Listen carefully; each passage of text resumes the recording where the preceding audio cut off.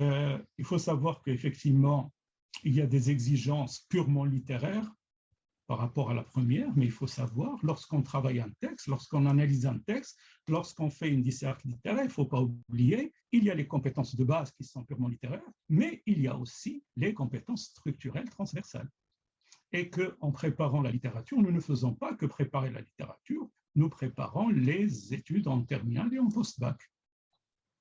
C'est-à-dire en amenant un élève à maîtriser un commentaire composé. Au-delà de ça, nous lui apprenons d'abord à développer ce qu'on appelle la lecture, la compréhension, l'intelligence du texte, le sens premier et le sens second, les différentes formes d'intertexte qui sont extrêmement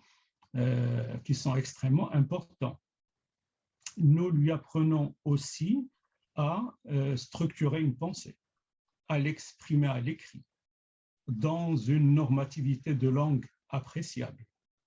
Nous lui apprenons à maîtriser l'architecture logique de sa pensée.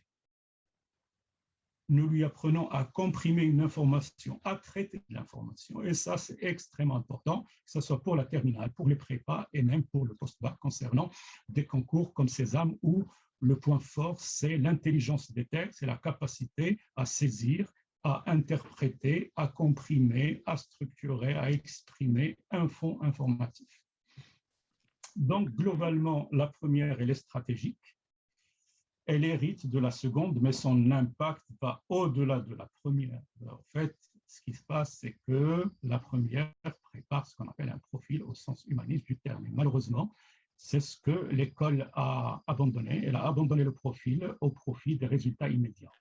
Or, cette épreuve de littérature en première, elle permet de construire un vrai profil de penseur, de quelqu'un qui réfléchit, qui a l'esprit critique et qui peut exprimer une opinion, la justifier et l'argument dans le cadre d'une architecture logique serrée, cohérente, pertinente, à la fois convaincante et persuasive.